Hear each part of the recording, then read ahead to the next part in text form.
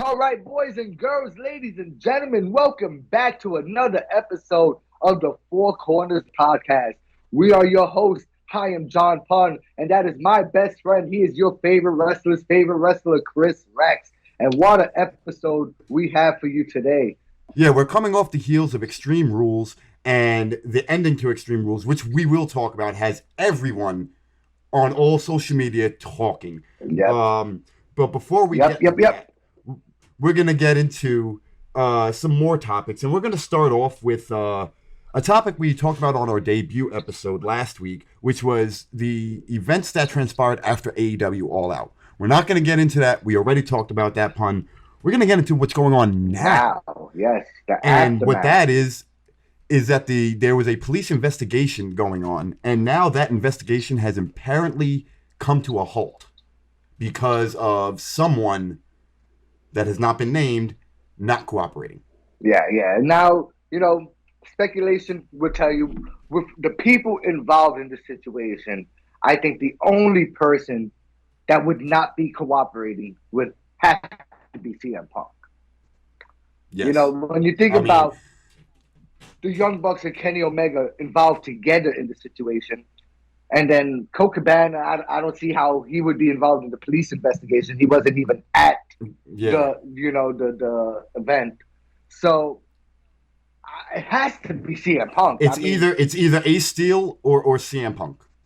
Or maybe what about Tony Khan? I doubt that. You know how bad that would be for the owner of the company to not cooperate? Exactly. Yeah. Exactly. All right. But you could be right. Maybe he is not cooperating to just stop the shit. Who knows? We're just merely speculating here. But in my mind, based on the events of what has been going on with CM Punk, I think it's CM Punk that's not cooperating. Yeah. And I could be wrong. That's just my opinion. And really, there's not too much to dive into that other than speculating who it is and mentioning that this investigation is now at a standstill. Yep. And who knows where it will lead to next and how long it will take.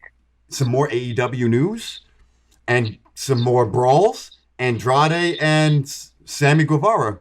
Yeah. Backstage fight. Yeah. It seems like they're losing control of the ship here. Yeah, but from the beginning, it seems like the rumors were Guevara has a very bad attitude backstage, full of himself, egotistical.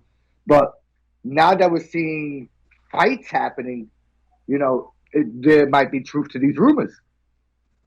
Now, apparently, Andrade was sent home because he is the one who threw punches, apparently.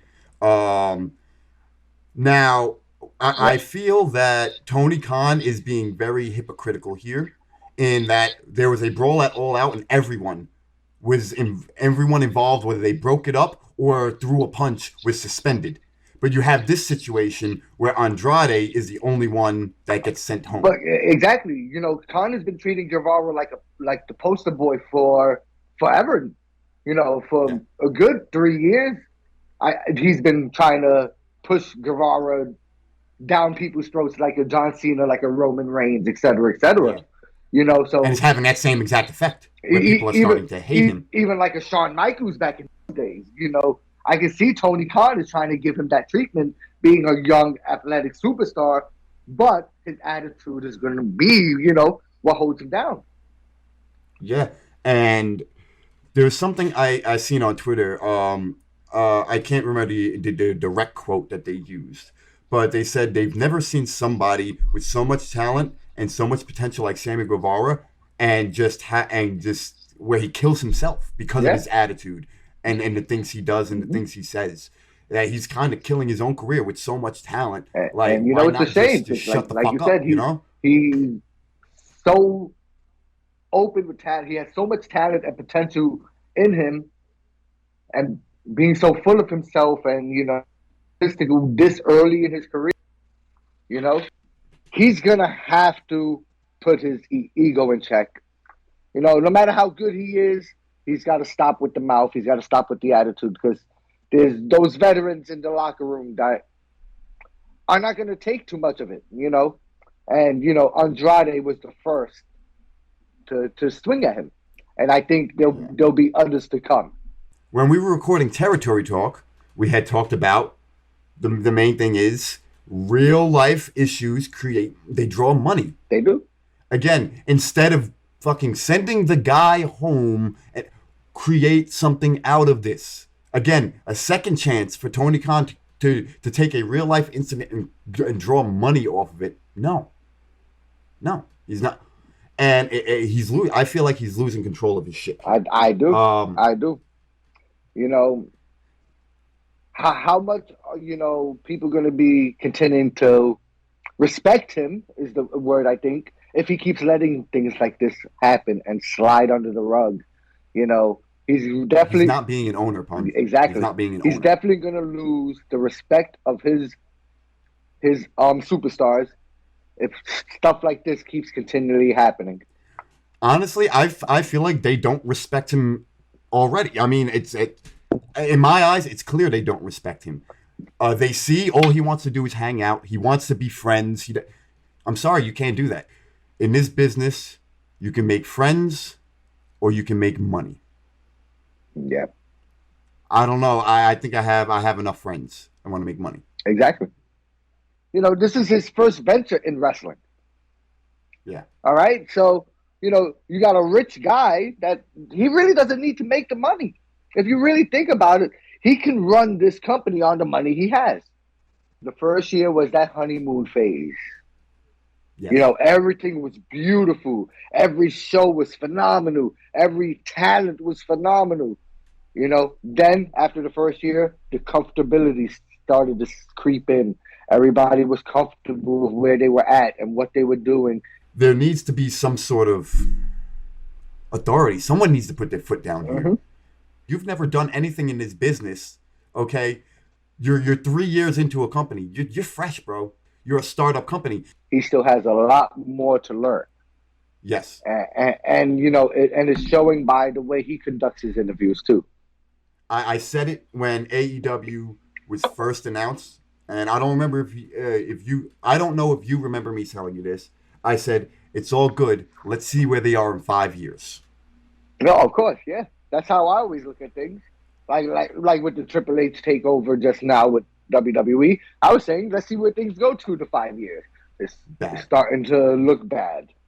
But let's see if Tony can get it on the right track. On some lighter news for AEW, Moxley has signed a new contract. We're not going to talk too much about that. He had signed a new contract, which also gives him a coaching and mentoring role. So maybe that will, play into something. That. Yes, it's part of his new deal. I think it's a 5-year deal, which includes him being a mentor and coach. Maybe that can, because I'm sure Jon Moxley is a no-nonsense motherfucker. And if he's going to be coaching and mentoring people, he's not going to take this shit. Yep. So I got to agree there. Hopefully that is some light coming into AEW. With Moxley signing a new contract, now there are rumors that his wife, Renee, who we know in WWE as Renee Young, apparently she's on her way to AEW. Now, that's just rumor. Nothing has been confirmed. It's merely speculation. But it seems that as soon as it was announced that he signed a new contract, this was brought to light that she may be coming to AEW. And I was like, it's about time. Come on, she's been gone from WWE for quite a while now. And what if she had a no compete clause? If we don't even know how those contracts work for the announcers, that's way over too. I think it's about time. I knew it was going to happen. Well, she's been pretty successful with her podcast, so I can see her not jumping right into coming to AEW, and she's been successful on her own, and of course, and if she does end up in AEW as a backstage announcer role or similar to what she was doing in WWE, that can only benefit because she was great at what she did. She knew how to present herself. She was eloquent in her words. She was great at the commentary table too. On commentary as well. I think she would be a great addition to AEW. Yep. And I was like, it's about time. We're going to move from AEW to some WWE news. Oh. We've been talking about Triple H's reign, and I think maybe for like the next 6 months, that's probably what we're going to be talking about because things are happening so fast, and we keep saying that from Wrestling with a Bear to now on the Four Corners podcast, that things are happening so quick. He's bringing So people quickly. back, and the latest person to come back is Zelina Vega. She comes back on SmackDown. Yep, she is managing the newly promoted Legado del Fantasma from NXT to SmackDown, and it's a perfect spot for her. I think this is going to be interesting to see what this does on SmackDown. They were definitely Triple H's pets in NXT, homegrown talent of his. So I can see why he brought them up to SmackDown, and I think they took out Hit Row, another team of Triple H's that he grew himself. Mm-hmm. So it's going to be a good rivalry to start them off on SmackDown. I mean, I can't wait to see, the stories that Legado del Fantasma is now going to be involved with Zelina Vega as their manager, and I think she's a perfect fit. She's a Latina. She fits the gimmick, the whole character. She fits in the group. She has that. She's from New York. She has that attitude, and she's a great wrestler as well. She's amazing. Yeah, and they used her. They used her in a wrestling ability in that comeback too. And I like that she's been able to use that dual role of she can be a manager, but she can also get it in the ring. So I think it's just gonna have more steam behind her being able to do that. When you look at the list of people that he brought back, and including last night, which we'll get into in a little while, it's like, who else is coming? Yeah. And, one thing I took away also from last night, during the women's matches, Michael Cole was mentioning the name Sasha Banks over and over again. Yeah. Okay. I'm gonna tell you something else I noticed about Michael Cole that relates to this. Hold on. It's not only the Sasha Banks thing, because there's a reason why I say, and it's not the reason you think that they're coming back. The reason is Triple H is allowing the announcers to acknowledge the past now. Exactly. He brought up Vader versus Sting in the strap match. Yes, he did. He brought up Sandman with the Singapore King. He's allowing them to actually let fans realize there's more than WWE. Yep. And I enjoyed that. I didn't notice all those things you said, but that what is Triple H going to be doing for this next 6 months? Who else are we going to see come back that we were surprised were gone? Well, you just brought up a good question. What is Triple H going to be doing over the next 6 months? Well, the rumor is he's going to be returning on screen as an authority role. Yeah, he did on SmackDown. He opened the show. Yeah. So it looks like, Triple H is going to have a lot of on camera and off camera. It seems like he's going to be what Vince was in the 90s. He was a character on screen, but he handled the shit backstage as well. Yep. And he learned a lot from Vince. So he's gonna take what worked, and he's gonna get rid of what didn't work. Exactly. Yes. Exactly. Yep. And we're gonna see that he's already doing that. Like I said, the people that Vince let go before this scandal came out, was shocking when Braun Strowman was let go, and Dexter Loomis. Bray Wyatt. It was crazy. Bray Wyatt was released. Johnny Gargano was released. Candice LeRae was released. I mean, all these talent that Triple H, and it just seemed like the talent that Triple H was linked to. Braun Strowman was very tight with Triple H. Bray Wyatt was tight with. It seems like it was kind of like a personal attack on Triple H, and I feel like it's been kind of a rocky feeling of Triple H had that health scare. They took him off. And then they instantly within a month. When Vince started letting people go. Yes, and that's where I'm getting to. They changed NXT to NXT 2.0, changed the whole format of it, got rid of all his people. Anyone that was on really the main roster that was from Triple H, they're gone. So it was kind of like a personal attack on Triple H. Carrying across. At the worst time you could do it. The man just had a health scare. Almost, he could have died, bro. And your direct reaction to that is, okay, let's get rid of everything he did. The guy's not crazy, dead. Man. That was crazy. It's my company. Well, we see how well that one worked out because it's not his company anymore. It's the games country. There's no chance in hell, Triple H. No chance in hell. I will be back. Now, a quick little tidbit before we get into the Extreme Rules pay-per-view. Um, Drew McIntyre has officially surpassed Roman Reigns in merchandise sales. Roman Reigns was on top, and he's had some hot merchandise. We the Ones shirt, the Bloodline shirts, all. He's been the guy. And recently, Drew McIntyre's merchandise just became #1 seller on WWE Shop. So that really goes to show you that the fans still are behind Drew. He hasn't lost that momentum. Yeah. Nope. Even though people were thinking that it was going to end once they went back in front of crowds, nope. They're still behind him 100%, and I would love to see the belt on him again. I think that's what the fans are waiting for, man. I think they're waiting for him to have the belt again, to have that real moment, to have that real run with the belt. I feel Roman and Drew are kind of The Rock and Triple H. They're The Rock and Austin. They're The Rock and Triple H. For the current era, you're not going to have one without the other. And I think that we're going to see multiple feuds between them in the future. I think they're going to be the guys. I think they're going to be the new Rock, the new Stone Cold, the new Triple H, the new Shawn Michaels.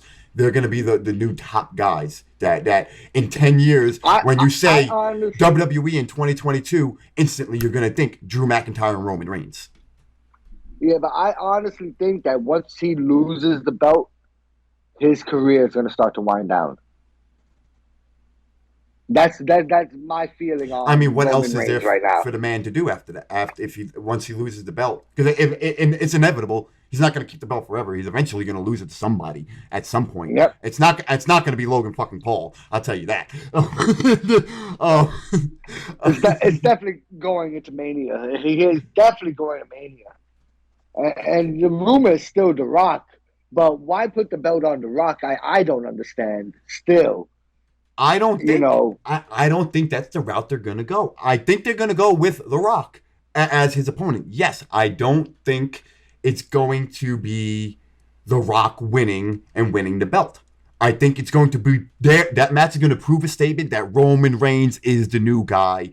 Roman Reigns is the head of the table. Like he says in his promo, I'm the head of the table. I'm the one providing for the family. I think this is going to be the real push for Roman Reigns. It's let everyone know he beat The Rock. He beat The Rock at WrestleMania. That's going to put the stamp on him, and I think that's going to be Rock's way of kind of passing the torch of he's the guy. I'm old news now. I'm old news. This is the new guy. Right. And I think if it is a title match, which most likely it would be if it's The Rock versus Roman Reigns, I think it's to put Roman Reigns over. Because The Rock doesn't need the belt. The Rock doesn't even need to win the match. Whether it's face versus heel, The Rock still doesn't need to win the match. Because even if The Rock loses, he's still going to get cheered. Yeah. He's still going to get... If Roman Reigns beats The Rock, though, think about the reaction in that stadium. Yeah, he beat The Rock in L.A. He beat The Rock in Hollywood. That would be insane. The Rock's home. That is going to ring bells throughout the arena. Yep, I'm actually looking forward to that. If that happens, that would be great to see. And not only do we have that rumor going around for WrestleMania, the upcoming WrestleMania, they announced that WrestleMania 40 will be taking place in Philadelphia. 2024 in Philadelphia, yep. WrestleMania 40. That's a rowdy city. The fans in Philly, so that's going to be a good WrestleMania. Yeah, I'm hoping that I can make another trip. Now that it's a little bit closer, I don't have to take a trip to fucking Florida.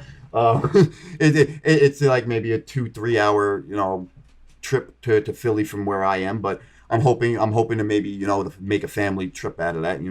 And have the whole family see. I would love to have me, you, Ethan, Christina, Matthew, all of us just at fucking WrestleMania, bro. I think that would be an amazing moment. That'd be dope. That would be now, dope. We're gonna talk about Saturday's Extreme Rules pay-per-view. It was only 6 matches, Punn, and I kind of noticed that lately that Triple H has been kind of like less matches, better quality. I've always been a fan of that. 6 matches, I think this was perfect. And it was done in the same time as fucking 9 matches. But I like that Triple H has done this 6-match card, and each of the matches had a gimmick to it. Yeah. Extreme Rules has not had every gimmick match in a couple of years. Last year, I remember there was only one gimmick match on Extreme Rules. So, I mean, that was great to see that every match was a different gimmick match as well. Nothing was repetitive. Everything was different, and everything had a story behind it.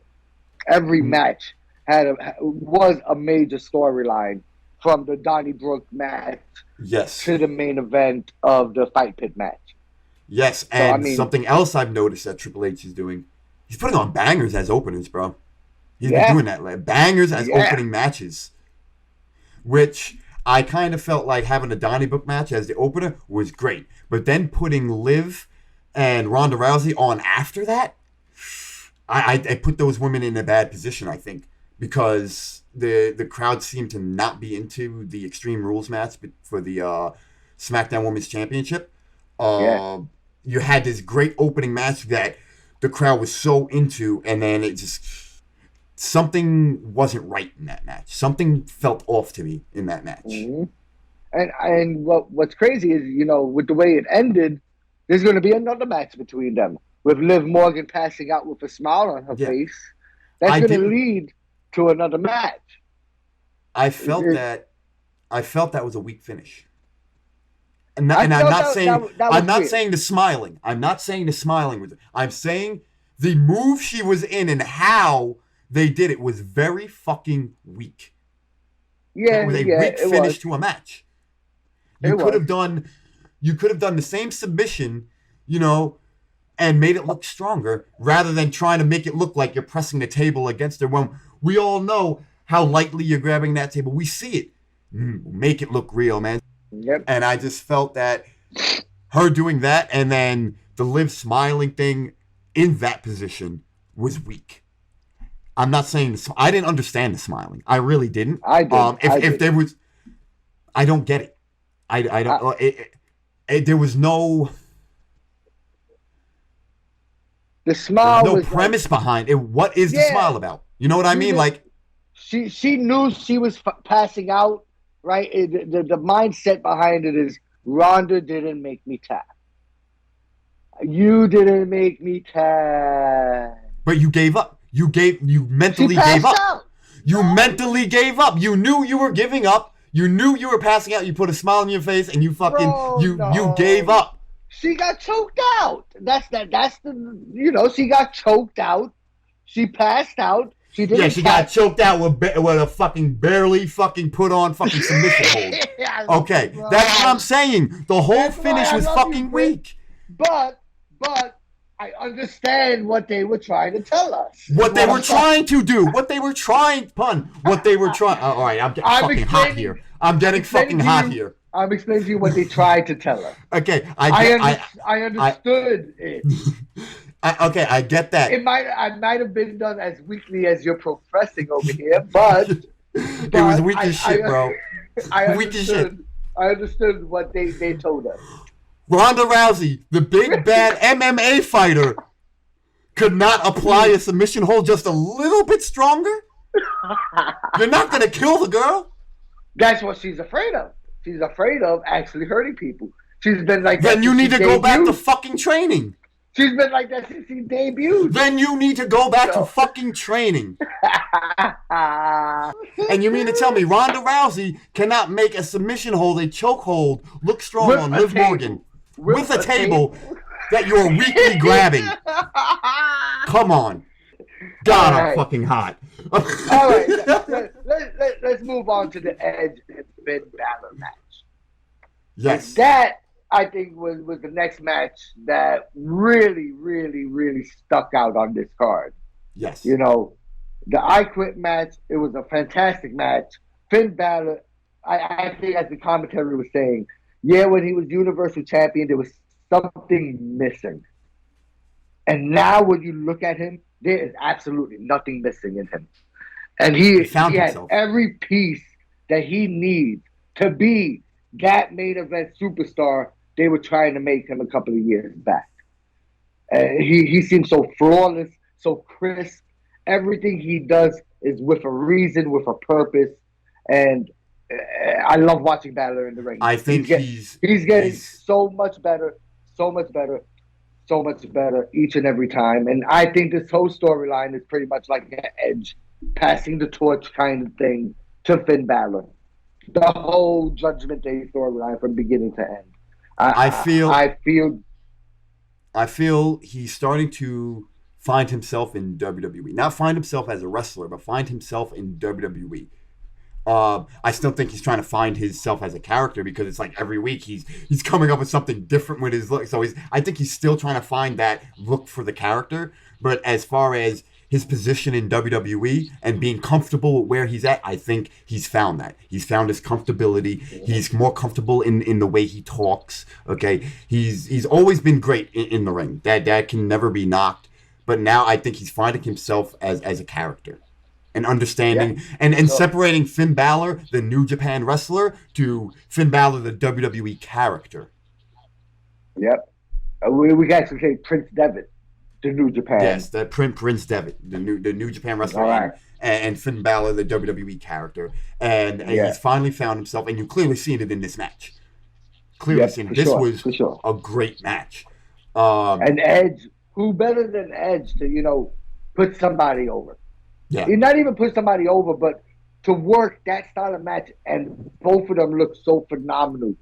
Edge in his late 40s, mid to late 40s. Finn Balor is in his 40s. His career is starting to get to that tail end, but he still has so much to fucking give. There's so much left for him to do. And a note about Edge and this comeback he's had is I've noticed it's mostly him giving back. It's him putting people over. It's him giving back to business. Even with the Randy Orton match. Yeah. Yep. I mean, when you think about Edge's win-loss record since he's been back, I mean, he hasn't had the best. It's mediocre. It's an average, but he's putting it seems like he came back because he wants to work with these new talent. He wants to put them over. He wants to put his stamp of approval. Like, hey, I put him over. That should tell you this is the guy. This is the guy to look out for. Now think about all the things that happened in this match. You got Ray and Dominic. All right, that's a match that's gonna happen. Ray says, I'll never fight my son. Dominic whooped your ass. All right, Dominic whooped your ass. You're gonna fight your son. Yeah, it's gonna happen. Phoenix being knocked out by Rhea Ripley with the brass knucks. All right, Beth Phoenix getting involved in all the elements that went into this. It was fucking. I think the best ending out of all the matches. Yeah, but they couldn't end with that because it was the way it ended. I couldn't see them ending with that. But I think it would have taken. I think phenomenal. If that because we had mentioned before we started recording, we had talked about what we thought the main event would be, and you had mentioned that you thought that should be the main event, and that's the exact reason why I didn't pick that match to be the main event. On paper, that match should have been. Yes. But I think what happened after the main event would have taken away from the match. It was perfect. Yes. So that ending order with the fight pit being, main event, and then they booked it out of the ring quick, and I noticed that. Yeah. I noticed that as soon as the match was over, even Seth Riddle Rollins was at the Riddle was at the entrance ramp already. Riddle and Cormier was at the entrance. And Seth Rollins, the ring was the cage already went up. Seth Rollins was already out the ring. Yeah, but that quick. We're going back to the I Quit match. You definitely see the story building even more here, and with more elements being involved. My first thought was Rhea Ripley versus Beth Phoenix, but then I thought, no, Survivor Series is coming up. I think it's gonna be Judgment Day versus Ray, Edge, Beth Phoenix, and someone else is going to come and get involved. Someone else has which will probably AJ Styles. Yes. You're right on the money with that. Finn Balor's still trying to get him to join Judgment Day. Yes. That's been the. But I feel it's like we have the backstage promos. Finn Balor and Edge feuding, Ray and Dominic feuding. We have Beth and Rhea feuding. We need somebody for Priest. AJ Styles is perfect. Perfect. And I think they would put on phenomenal matches too. Yep. And I don't think it's going to end at Survivor Series. I honestly think we're going to see Ray versus Dominic at WrestleMania. Yeah. I think that's going to be the big blow-off. Now, I think Royal Rumble's too soon. I think for a father versus son match, you need a build. And I think that can only end at WrestleMania. And to give Dominic his first singles WrestleMania match against his father. History, bro. You're right. It makes sense. History. It does make a lot of sense. You're absolutely right. Another match that I really enjoyed was the Raw Women's Championship ladder match. I really enjoyed that match. That was a match I felt should have been the main event. If the main event was going to be anything other than the Fight Pit, if it wasn't going to be the I Quit, which obviously the ending to the event would have taken away from that. Yeah. You know what? Now that I think about it, maybe the ladder match shouldn't have been because it would have taken away from that as well. So maybe the positioning was just they picked the perfect match to end the show with. I think. Yeah, but that KOD with the ladder. And the KOD with Io Shirai and Dakota Kai. That was both of those were dope. And I think that the KOD with the ladder was supposed to be on top of that other ladder, but since it was up, she did it on the floor. But you know what? The way it just came out perfectly. Like she landed perfectly on the ladder on the spin. Yeah. Like, you know how many things could have fucking went wrong with that? If you look at Bianca Belair's eyes, she looks over at that other ladder. Yeah. The one that's laying. It was supposed to be flat, but since it was opened up, she couldn't do it the way it was supposed to be. If that was the case, great improv. Yeah. On the fly. I think that was the way it was supposed to be. And the fact that the ladder landed perfectly on the perfectly. How many things could have went wrong with that, bro? Bailey did chin it a little bit. You did see her chin hit the ladder. I mean, like I said, but it makes for better TV if it looks real. But think about the things that could have went wrong while that ladder is up. She's got Bailey and the ladder on. How many things could have went wrong? And it landed beautiful. Hats off to Bianca and Bailey. Yep, that was a wonderful match. It was. I love the spots that chase up the ladder. The fact that they use almost every fucking ladder, which I haven't seen in a ladder match. These women are really trying to outdo the men when it comes to all these matches, bro. They really are. Yeah. They're trying to show that they're trying to say you started it, you set the stone. Fuck it, we're creating the stones. We could close out pay-per-views every month, Yeah. That's what they're saying. It doesn't have to always be your universal, your big match. No. The women, once in the blue, it seems like they get a close on Raw or something. Come on, let them close out those big pay-per-views. There was a tweet that someone put out that said, if you want to be realistic about it, the only person that is really in contention to take Roman Reigns' belt is Bianca Belair. Let's move on to the biggest shock of the night, the thing that everybody's talking about, the return of Bray Wyatt. Yes, and he came back with real life creations of all of his Funhouse characters. Now, me and you both have different opinions on what's going to happen with these Funhouse characters. Yes. All right. I have an idea that they're going to be talent that we've known, that we've seen in the past or something, and you feel that they're not going to be talent. They're never going to be unmasked. No, I feel... all right, I feel... Okay, let's go back a little bit. And Bray Wyatt had changed his Twitter name to Wyatt6. And everyone was thinking, what is this? What is this? Is he going to AEW? Is he going to Impact? What is he doing? Is he going to Freddie Prinze Jr.'s company that he plans on starting? Like, what is going on with here? And then if you notice, there were 5 characters last night, plus Bray Wyatt. 6. Yes. Wyatt 6. I think it's going to be a stable. We can agree on that. I don't think it's going to be unmasking. I don't think it's going to be, I think it's going to be something short until the character gets back on its feet. Now, on the other hand, I can see what you're talking about with unmasking. And if they do unmasking, it can't just be anybody. It can't be somebody with a big name. It has to be people who were wronged. Bo Dallas, his brother. It has to be. I'll agree with you on that. It has to be people. Baron Corbin. It has to be people who were wronged, that were never given their opportunity, that were, let's say, dead. You see, and that's what I mean when I remember all those messages. Who killed us? You did. When I looked at that picture, I saw those body types in a couple of those characters. Like the rabbit looked like that could be Bo Dallas, or the Fiend character behind the rabbit could be Bo Dallas. Then I looked at the tall bird character on the right-hand side, and that lanky body looks like Baron fucking Corbin. So, I mean, like, I'm thinking that this could be talent that we know that it's going to be under these characters. You know what? And right here, right in front of everyone's eyes, I'm going to switch it. I fucking agree with you. I agree with you. I think, that is I think it's still going to be a stable called Wyatt 6. I think that's definitely what it's going to be. I think these are going to be people that we've seen in the past. But the thing is, the only way that Triple H is bringing back or going to use differently. The only way that works, though, is if it's people that were wrong, that were low level, that were mid-carders, that never got their shine, that never got their opportunity, that were held down. That's the only way it works. That's the only way that works. Elias, Baron Corbin, Bo Dallas. There are a whole list of people that you can use for this. And Triple H in control of this, and Bray Wyatt in control of this. That's what I think we're going to see actual people behind them, and they're not going to stay masked.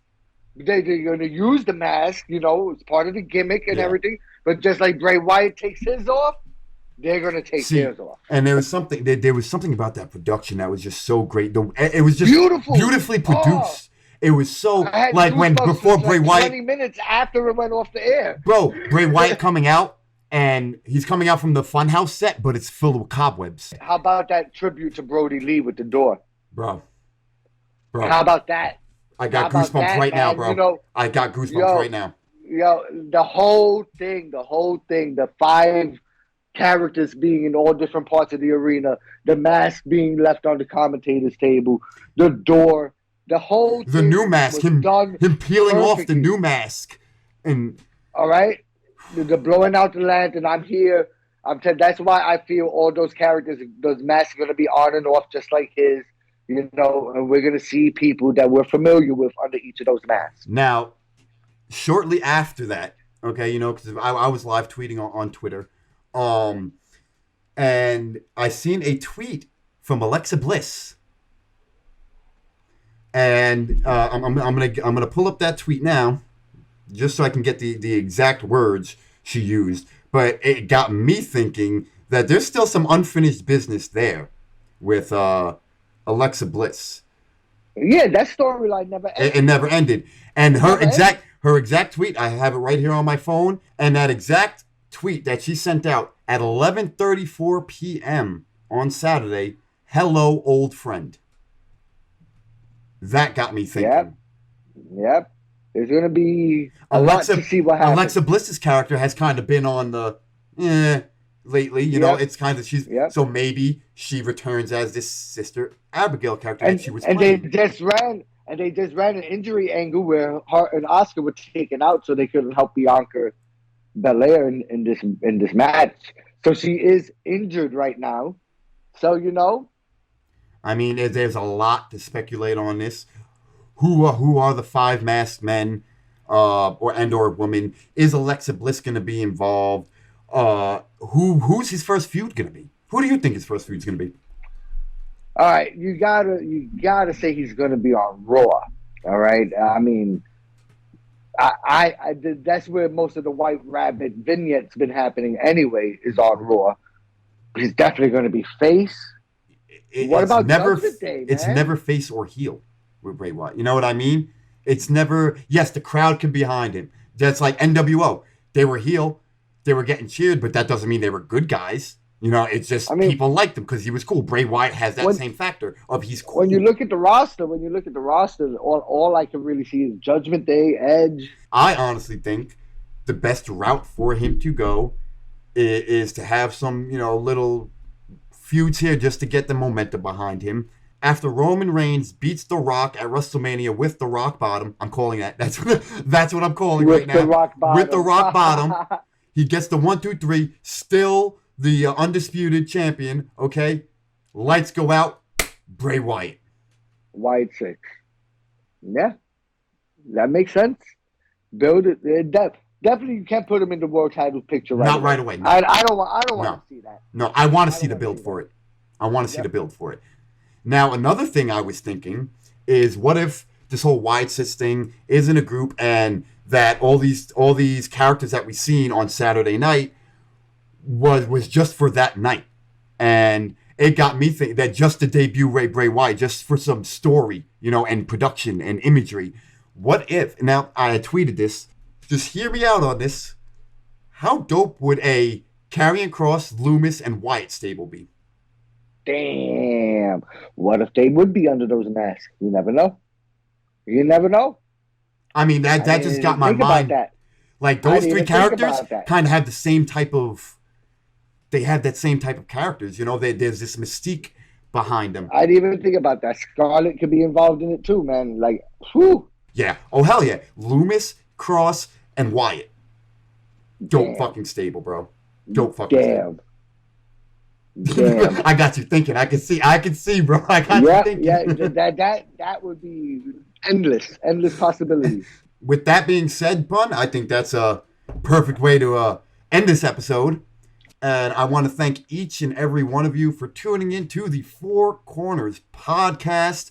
If you would like to stay up to date with everything we're doing with the Four Corners Network, you can follow us on all social media platforms above Punn's head at Four Corners Net. That's at number 4 Corners Net on all social media platforms. You can also find all of our podcasts, the Four Corners Podcast, Four Corners Rewind, and Territory Talk on Spotify, Amazon Music, and YouTube.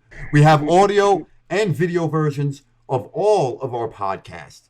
On behalf of John Punn and myself, again, thank each and every one of you for tuning in, and I hope you tune in next week for another edition of the Four Corners Podcast. As always, be excellent to each other and keep supporting pro wrestling.